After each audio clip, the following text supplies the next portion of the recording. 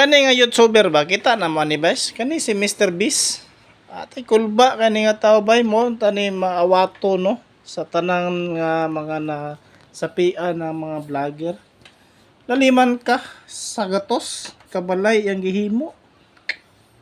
Gihatag niya sa mga katawhan nga nanginahanglan no. Nga mga maingon tag ilang mga balay. Mga delikado na kay puyan bitaw. May ini si Mr. Beast kung nagkahunang-huna gid siya nga manghatag og balay ba sa unang kwarta niya, di ba? Daghan na kani kwarta so ipang share niya. So ayos kani nga YouTuber ba? The best ka Mr. Beast.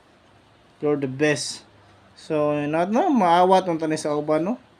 Kung sa uban ninyo ng kwarta kung mga matay mo daghan man na kayo. Share your blessings. So, sabay-sabay ta nga mag-follow sa iyang page, no? Kulba gid kay nga tao ba? Very good example, no? Sa tanan. Kulba gid si Mr. YouTuber ba? Ayos kay ka Mr. Beast.